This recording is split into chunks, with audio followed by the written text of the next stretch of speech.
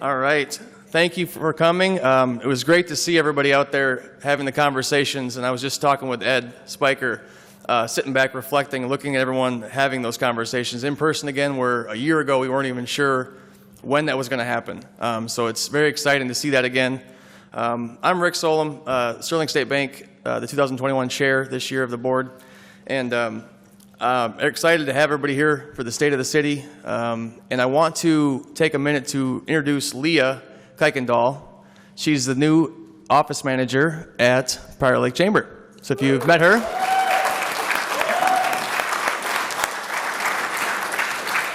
So Leah will be helping out Sandy. So if you have any questions, those two will be now working together. So Sandy, get some help. All right, and can I get our business person of the year, Christy McCoy, to stand up? Royalty. And our business of the year, Highmore Companies, RC's here. All right, so today, as you can see, there's not food in front of you right now. So we're going to have our presentation first. The plate will be outside, so when you're done, you can go outside and tell them what you ordered. If you forgot, it's on your name tag, so just look down. So that'll be the process. Jason's got an appointment right after this, so we're going to get him started. So Jason Wedel was appointed city manager in October 2019 by the Prior Lake City Council. Prior to becoming the city manager, Jason previously served as the public works director and city engineer. Jason, his wife, and two children had lived just outside the city boundaries for 20 years, but finally saw the light and moved into Prior Lake last fall. Both of his children are Prior Lake High School graduates and have since graduated from college and are no longer on Dad's payroll. Jason is an avid runner and will be completing his 20th marathon this fall in Chicago. I know, right? Makes me feel lazy. Please welcome Jason Wedel. Well, thank you and good afternoon. So glad to see all of you here today. This is I think our first ever State of the City address to the chamber, so this is going to be fun. I've got some slides prepared, and as I'm going through them, if you've got questions on any of them, just raise your hand. I'd rather talk through it and have more of a conversation as this presentation goes on than waiting till the end. So feel free to chime in or ask questions. But with that, I'll go ahead and get started. So we'll go through some of our development activity that we've got going on within the city, and this slide is a plug for our website. If you're ever curious about what's going on in the city, on our website you can go in here and it has an interactive map, and you can click on the little green spots that show the various development activity around town, and it'll provide some of the details on if it's commercial, residential, what type of housing product it might be, and some of those additional details. So it's a nice resource if you're ever curious on your own and want to look up information. So one of the developments that is just finishing up their last phase is Haven Ridge 4th Edition. So this is M&I Homes. This is on County Road 18, just north of 42. And this development was really targeted towards empty nester product. It's a lot of single level detached homes that are association maintained, so the mowing and the snow removal and all that is done by the HOA, and they sold the heck out of it. The lots went really fast. We're, as a city, getting more and more demand for this type of product. The smaller lots, villa homes, slab on grade type of product. So they're going to be finishing up their final phase, and they'll be just about done this year.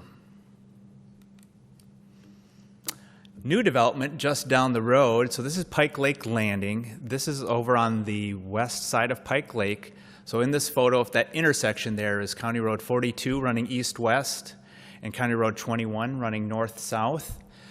If you've driven by there, they've been moving dirt and grading, and they just paved the streets for this just this last weekend. And so you're going to start seeing home construction starting in the next month or so. There's two housing product types that will be in this development. Ron Clark is going to be building that same villa-type product that I was just describing on the previous slide on smaller lots. And then Tradition Homes, their branch of their single family is called Robert Thomas Homes, and they're going to be building more of the traditional lots, bigger single family homes. So we're going to have both product types, total of 65 lots, and we're excited to see that project move forward. Meadows of Cleary Lake. So this is Keyland Homes development. On this map, the road on the far right edge is Revere. The south road is 180th. So right across the street to the east is Cleary Lake Regional Park, if you're familiar with that area south of 21. So this development started last year, 48 lots, traditional single-family homes, and what I'm realizing is standard single-family homes now have 4-car garages, apparently. So that's like the standard out there. It's amazing to me. But yeah, so they're doing well, and they actually, the city council approved it right on the corner there. In the lower right-hand corner, there's a 10-acre piece. That property was recently annexed into the city of Prior Lake as well, so that'll be 18 additional single-family lots that will be coming online. But this is really the farthest southern limits of where Prior Lake will ever go.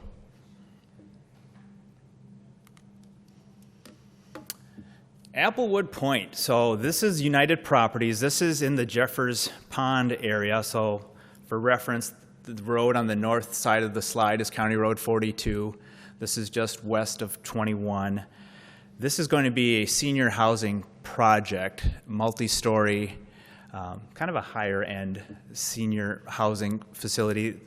United Properties builds these Applewood products in other cities, and they already exist today in Bloomington and a number of cities around the metro.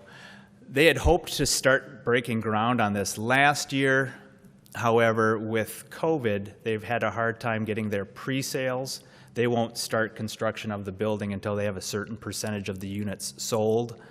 Normally, they would have a sales trailer on site, and they would have people come in, and they would show them what the building would look like, but they haven't been able to do the sales trailer due to COVID. So off to a little slower start, but it's still going to move forward, and it's going to be a nice addition to that area. That portion of that Jeffers Pond has sat vacant for quite a while. The single-family housing and some of that got built, but the area closer to the 42, where it's more of a mixed-use apartments, commercial, that just hasn't taken off yet. So we're hoping that this will help trigger some of that area for development. We do have some future residential developments on the way. D.R. Horton, national home builder, got approved for a preliminary plat of 43 lots. This is on the kind of the far southwest side of town, the intersection of 12 and Highway 17. So really not too far from the Scott County Maintenance Facility, if you're familiar with that area down there. Single-family homes. It's going to break ground this year, so you start seeing dirt and grading work happening here pretty soon. Parkwood Estates, that one is already underway. It's right along Mushtown Road over by the ponds and Thomas Ryan ball fields. We're very excited for this one because Fish Point Road in that area currently dead ends. If you're going from our fire station and heading south on Fish Point south of 21, it just stops. This will connect it all the way to Mushtown, so that road will finally get finished and go all the way through, which is great from a transportation flow, but also great from fire department and response times to that area of the city. Right now, if you're trying to reach ponds and you're at fire station number 1, you got to go all the way around, and this is going to knock off 8 minutes in response time, so it's going to be great. Again, those are going to be traditional single-family homes. Commercial activity has really been on the rise the last 4 years. Up until 2016, we've been pretty low. We didn't have a lot of activity. This was concerning for our city council. Prior Lake as a whole, we're about 95% residential and 5% commercial industrial. So we're very heavy on residential. And when you're looking at our tax base, any impacts to our tax levy obviously hits homeowners the hardest, because that's what makes up 95% of our base. So we're always looking to try to push more commercial and industrial properties to help balance that tax levy. And you can see in 2017, 18, 19, and 20, we really made some big strides in that category as far as valuations. And even last year with COVID, we still had one of our bigger years ever when it came to building construction and building permit valuations. So our building inspectors never stopped working during COVID. They just worked out of their trucks. They didn't have an office, and they tried to do things as remotely as possible. But yeah, we were busy all last year, which is a good thing. So some of our new commercial projects that have been happening, this is New Creations Childcare. To orient you, on the south side of that intersection is the McDonald's off of Highway 13. So this is right at 5 Hawks and Highway 13, right behind the church.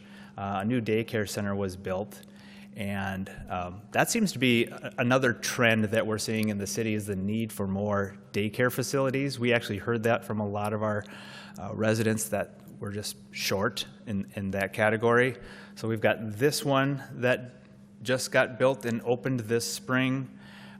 We had the KinderCare off County Road 21 down by the Quick Trip that got built this last year, and we've got another one that's potentially on the horizon. So we're starting to finally fill that need and get a number of new options created in the city. The other hot construction commercial projects are senior, whether it's memory care or senior care. This is the Norbella Senior Care. They are located off Fountain Hills Drive. So this is just south of 42. Right in the upper right corner is the Holiday gas station store, to help orient you. And that just opened last month. 40 units, assisted living and memory care. And it's a beautiful facility in a nice wooded location, and I think they're going to do really well there. The next senior living facility that we have just broken ground on is called Sweet Living Senior Care, and this is located on County Road 21, down by the Quick Trip, just behind KinderCare, so across the frontage road from that. So there'll be 32 units of assisted living and memory care there as well. So yeah, that construction activity has already started. They've broken ground, and they'll be working on that through the winter, and I think opening next spring.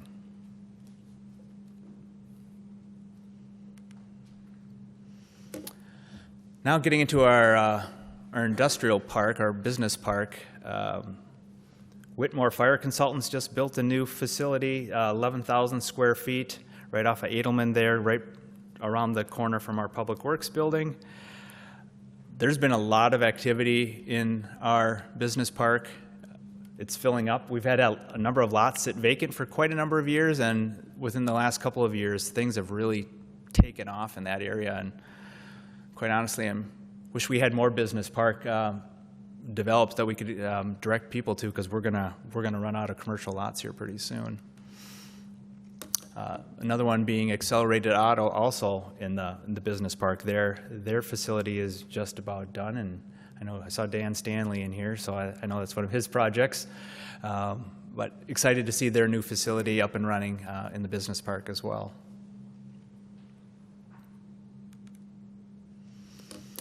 So talking about some of the redevelopment work that the city is working on, 2 projects, the first being the south side of downtown. There's been quite a bit of publicity on what was going to be the redevelopment of that area along Main Street between Colorado and Pleasant, across from where Plate and the Ace Hardware are. We had been working on a project with the developer to redevelop that site. It was going to include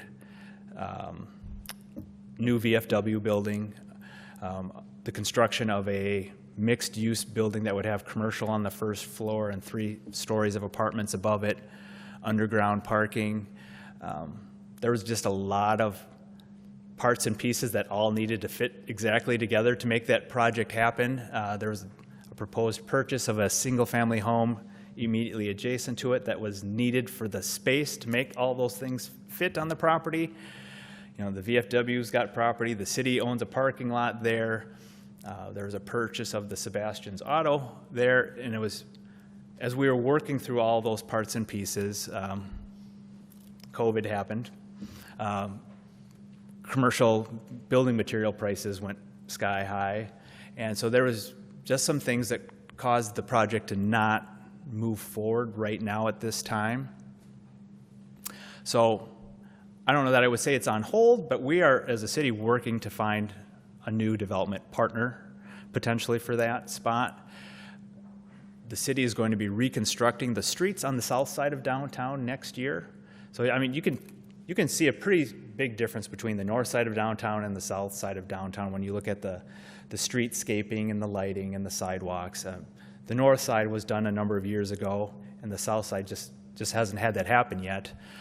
So we're still going to move forward with that. That project will happen in 2022. So the utilities will get redone, the streets and sidewalks will get redone, street lighting will get redone, and it's going to look beautiful. And I think that will also help facilitate getting more interest in redevelopment of that area. So we're still reaching out to developers, and we're still working forward on that and working with the VFW, and we anticipate something happening in the not too distant future, but it didn't happen quite in the timing that we had hoped it would. And then secondly, literally right next door here to City Hall, there are the two single-family homes between us and the apartment buildings. The city now owns both of those homes. We had owned one, and then last year the other one came up for sale. So the city's Economic Development Authority purchased that one as well. So now the city controls those two homes, and we're looking to redevelop that as well. So that would be potentially another mixed-use type building with first-floor retail, whether it's a restaurant or some businesses, and then apartments above it. We think it's a neat spot, especially when you look out the back and you can see out these windows. They've got some tremendous views out the back side, so whether there was a restaurant with a patio out back, there's some really neat options for what that property could look like, and we're working with a few folks on some concepts for what that might be in the future. So more to come on that, but some exciting things happening with our downtown. So advisory committees. So we've made some changes over the years with our advisory committees. To be honest, we've just had some struggles with getting people to volunteer for some of our advisory committees. We used to have a park advisory board, and struggled getting people to volunteer for it. So we've consolidated, and now we've got what we call our community engagement committee. So they are really focused on communicating with the community on things that are happening within the city and promoting projects, promoting development, and getting involved in that regard. And then the newest addition we just had was our arts committee. There's been a request or push to really maybe focus a little bit more on the arts, especially in downtown, to make it more attractive, make people want to come to downtown and visit and come to the stores and businesses. So part of that was started with the 21 project. The mural picture on the bottom right, I know you've all seen on the backside of the new Vera building. That was the brainchild of this group, trying to get something on that. And then also recently, and I know Ed Spiker's here, the VFW working with Ace Hardware now have that Iwo Jima mural that they literally just finished last week on the side of that building. So that so there's some of the things we're trying to make happen in Prior Lake. And I think next year we might be working on, whether it's flowers or other art projects, but doing some things to really enhance the art scene in our downtown.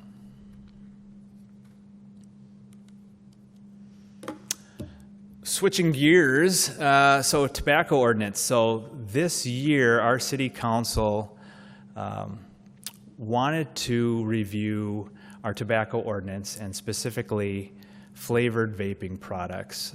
They had heard from a number of our community leaders, whether it be some of the Chris Wilton, judge for Scott County Health, that the youth that are using these flavored vaping products is really on the rise, and they wanted to do something about it. So on April 5th, we had a public hearing, and the council unanimously approved a ban on the sale of flavored vaping products in the city of Prior Lake.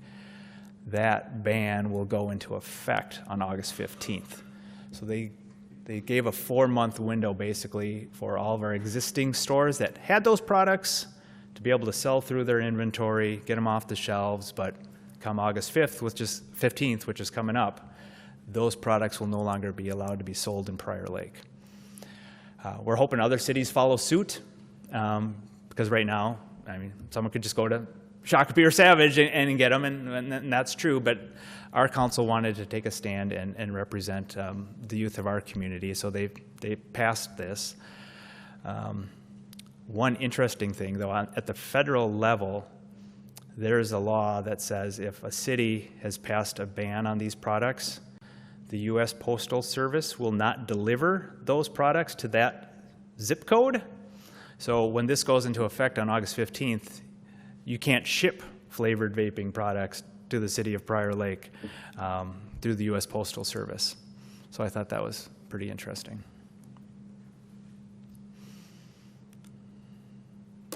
Pickleball courts.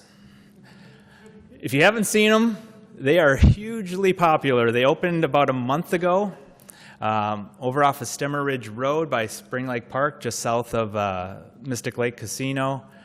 I ran by there last night at 8 o'clock, and it was getting to be dusk, and the courts were still packed. It's amazing how fast they've been utilized. We had received requests last year from the Pickleball Club asking for courts because we did not have any dedicated pickleball courts in the city of Prior Lake, and the city council heard them, said, yes, we'll help get some courts built. They did their own fundraiser. The Pickleball Club paid for some of the wind screens that go around the courts, and they're paying for some shade structures that have yet to be installed. And so we actually had a bet internally as staff how long it would take before the Pickleball Club was asking for more courts. It took 30 days. So they're already saying we need more. So it's fun. It was great to see that partnership happen, and great to see how well they're being used, and it's a great amenity. Our park system can tend to be geared towards kids and younger children, and so this is one amenity that was geared towards adults and people that use pickleball courts. So it's nice to be able to provide that those courts. So it's been really good. Road projects. So this year we haven't had any of the big County Road 42, County Road 21, Highway 13, any of those major road projects. We're kind of through that phase, thank God, and so we can now focus on some of our internal city streets. So this is Fish Point Road, just south of 13. We're not doing Fish Point Road itself this year, but we're doing all the side streets. So the neighborhoods, they're all these little cul-de-sacs that come off the road, which makes them very challenging to rebuild when you're trying to get people in and out of their homes during the day and you're digging 30 feet deep to replace their sewer and their water main. But this year, I guess if there's any pluses in not having a lot of rain is when it comes to road construction. So they've been cranking through that project, and we're ahead of schedule, and those neighborhood streets will get done this year. The goal is to come back in 2023 and rebuild Fish Point Road itself. So that will go from 13 all the way south between Twin Oaks and Hidden Oaks. I know Terry's cringing as the school district and access, but that's the plan, and we're going to get that done. Related to street construction, and I don't have a slide for this, but We had some information in the paper this past Saturday on franchise fees. And I actually had a little op-ed in the Prior Lake American, if you saw it. And what we're talking about is funding for streets. As a city, we historically have not been putting away enough money for our street replacement. We're a fairly younger community. A lot of our streets have been built in the 70s, 80s, and 90s, and we haven't had to deal with replacement. Everything has just been new, and we just keep adding new and adding new and adding new. Well, now some of these streets are 50 years old, and now we're hitting that point where we got to start replacing them.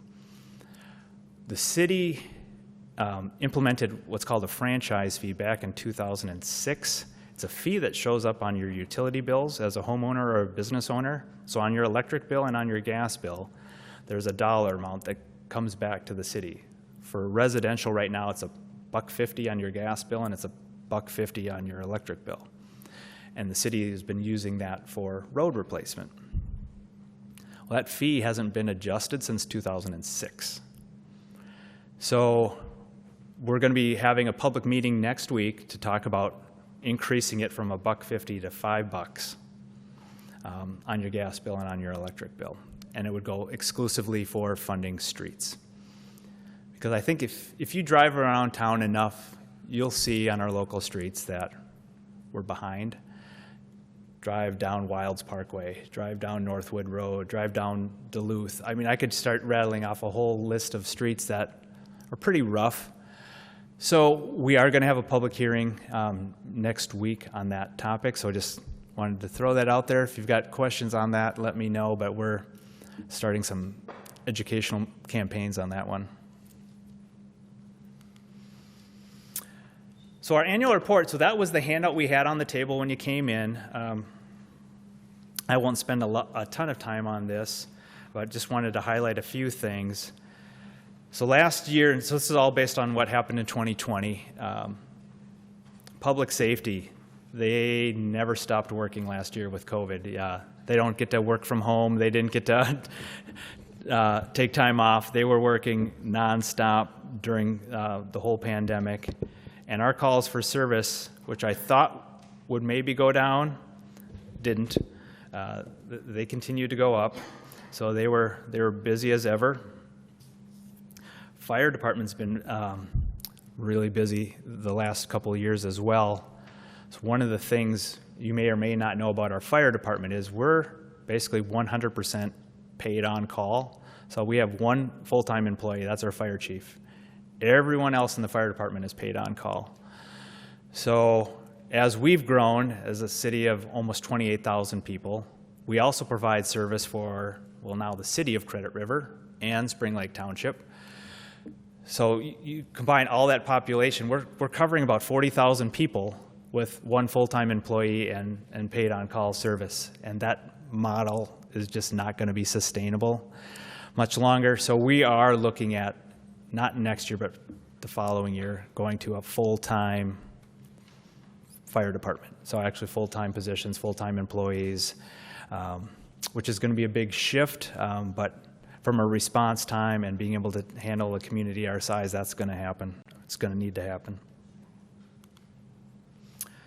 Development, as I mentioned earlier, last year still ended up being a good year for us from a total permit valuation. I think in 2019 we were at 78 million, and last year we were at 79 million worth of valuation on permits. So it didn't slow down at all, and it's good to see because we need the tax base. From a single-family development perspective, we average about 150 new homes per year. And we've been pretty steady. We haven't had the huge fluctuations that you maybe see in Lakeville or some of these other cities that have really grown exponentially, and then they kind of go down and then they go up. We've always been kind of at this steady 120, 150 homes per year, and we're continuing to see that trend in the foreseeable future. One interesting fact, so last year, I'm going to get some crowd participation on this one.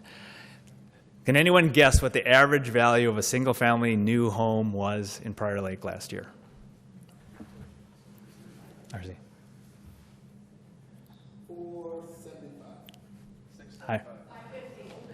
It was $606,000 was the average new home that was built in Prior Lake last year. So, yeah.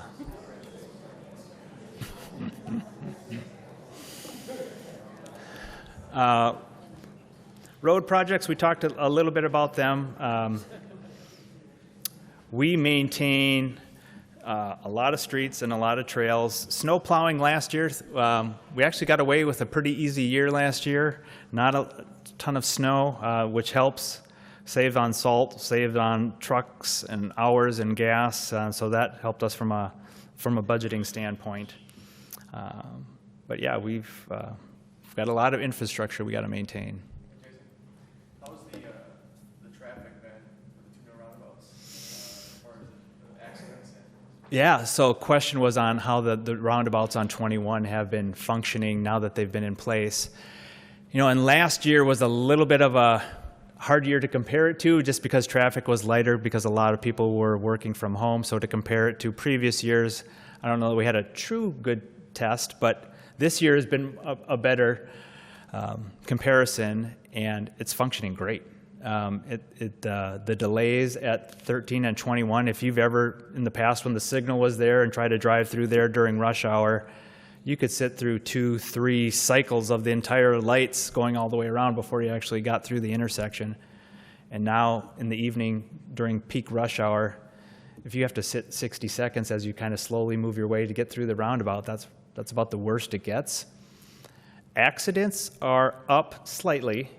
I think they're maybe 6% higher than they were in 2019 when the signal was there, which we expected. With the roundabout, you get those little, someone's in this lane and I wanted to turn right, and so they quick try to move over and they don't see the car next to them. So we get a lot of the fender bender, body damage to your car type accidents. What you don't get is the car running a red light at 60 miles an hour and T-boning the car going in the opposite direction. So the severity of the crashes is way down. We've had 0 bodily harm accidents since the roundabouts opened, which is one of the big pluses of having the roundabout. So yeah, they've been functioning really well. Water usage. This is a good one to talk about, especially with where we are right now. During the winter, our city as a whole uses about 1.5 million gallons of water per day. Right now, since June, we've been averaging almost 6 million gallons of water per day. So it's over 4 times the normal water usage, which can be attributed almost exclusively to irrigation. And so we haven't had to do any water sprinkling bans yet. But if this summer drought continues the way it has been, we're getting pressure from the DNR and some of the other folks on water usage because all of our water for the city comes from aquifers 400 feet deep below the ground. And without rainfall to trickle through the ground and recharge those aquifers, we're just lowering them and lowering them and lowering them. So something to be aware of, but it's amazing how much water we spend and use on irrigation.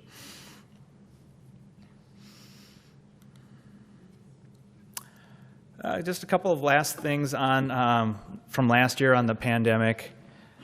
For one, I can tell you that our police department and our fire department have never felt so much love from our community. Prior Lake is awesome. They bring treats to our police department almost every single day. There's always stuff on the tables there. The police officers would ask that it not be carbs every time. Donuts and bagels, and they get it every day, so maybe a veggie tray once in a while would be good. But it's awesome, though. Especially with everything that happened last year and policing being under the microscope, the support that they have had from this community has been really awesome. So thank you for that. The other gross picture on the right side there, that's one of our lift station pumps that pumps sanitary sewer. Last year, the use of flushable wipes should not be flushed. They clog up our pumps, and they were pulling some of our lift station pumps like almost every other day because they were getting clogged up, and it's really disgusting. So when toilet paper was at a shortage, that was a real problem. So that was all I had. Yeah. Thank you.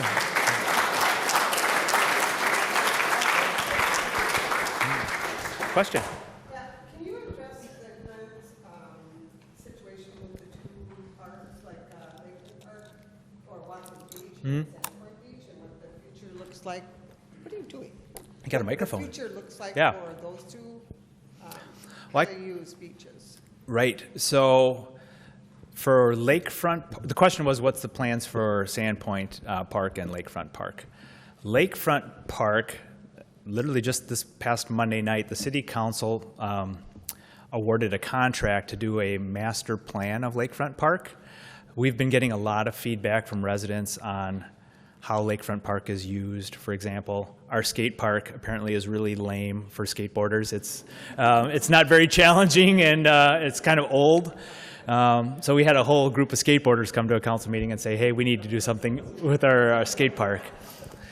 We've heard from, our hockey rinks are a little tired. We've had requests for more inclusive playgrounds that are, handicap accessible and usable for kids with different disabilities. So there's a ton of great ideas for the park. So we're going to do this master plan process. It's going to be probably about a 12-month process, and we're going to be soliciting public input from all the various user groups, whether it's tennis or skateboarders or PLAY and the Baseball Association, and come up with a proposed master plan for the park. And then once we have that plan, we can put cost estimates together for it and then start chipping away at pieces of it. We might not be able to do the whole thing at once, but if we know at the end of the day what we want it to look like, then we can start picking off pieces of it. So for example, one discussion was maybe the tennis court should be where the skate park is, because the pickleballers use the tennis courts too. They can set up their nets and play pickleball there. Well, there's more parking over by the skate park. There's actually bathrooms by the skate park. And then if you move the skate park up on the hill, it's a little more visible, less chance for shenanigans to happen. So there's some ideas on rearranging some things within the park as well. Sandpoint, we haven't gotten to that planning stage for that one yet. We're focusing on Lakefront first. Sandpoint does need some love as well. We know our concession building is looking rough. The restrooms are looking a little rough. But we're focusing on Lakefront first, and then we'll move on to that one.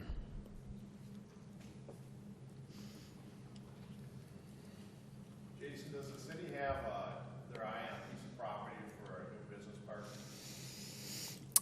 We haven't identified anything specific, though in our comprehensive land use plan, we have an orderly annexation agreement with Spring Lake Township. So that area that I would call kind of by the Scott County Maintenance Center, intersection of 13 and 282 and 17, that area is slated to be annexed into the city at some point, and that would be kind of our next industrial park, just because of the good roads and transportation network that would be available there. So that would be likely where it would go.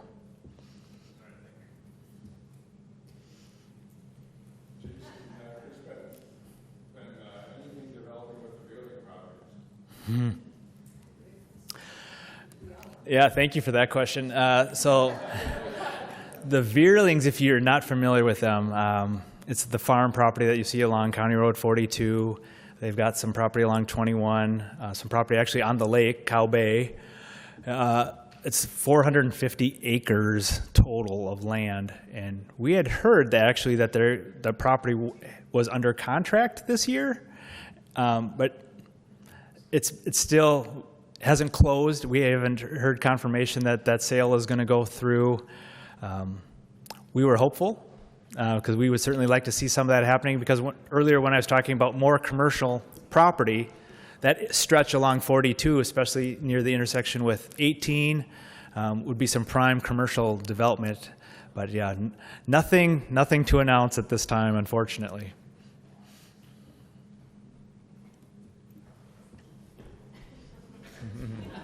Jason, that franchise fee, it's $1.50 on your electric and your gas bills, and that's monthly, correct? Yes. And you're proposing to go $5 on each bill? Correct. So the question, yeah, I don't think that microphone's working. So on the franchise fees, currently, if you're a residential homeowner, you're paying $1.50 on your gas and $1.50 on your electric monthly. So that's $3.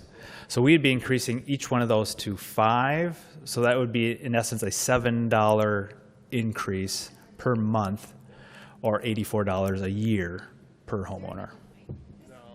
Yep. Done. So then how, because I was going to ask the same question. Yeah. Okay. Like Colorado Street now is going to get completely redone, but I'm still paying a business price for roads that 25 years from now, 30 years, whatever. Right. Yeah, good question. So what we're going to do with those franchise fees, assessments are not going to go away. So there will still be assessments for road projects, but there's always a portion of a road project that's paid through city tax dollars. And we're just going to use those franchise fees to pay the city portion so we can do more roads, but the assessments for individual property owners won't change. So people will still get assessed for roads. That will be the same. We're just going to be leveraging the additional city dollars to do more miles of road per year than what we currently can do today. And one of the things that we could just increase taxes. I mean, that would be the other option rather than doing a franchise fee. But one of the reasons we're considering franchise fees is property taxes. What you pay is based on the value of your property. So if I live in a $400,000 home or I live in an $800,000 home, you could be paying more in taxes if it was on the tax levy. On a franchise fee, it treats you basically exactly the same, which when you think about as a homeowner, if you live in a $400,000 home, you use the street the same number of trips per day with your car as someone in an $800,000 home. You're not using the street more. So that is just more of a equity and how do you attribute the added cost fairly. And then there's also the component that there are certain properties in the city that don't pay property tax at all, that are tax exempt, but they generate trips on our streets, whether it's a church or what have you. So a franchise fee, they would pay on a franchise fee. They don't pay property taxes. Yeah. Anything else? I saw it on the slide, but would you share more of what the city did for restaurant assistance?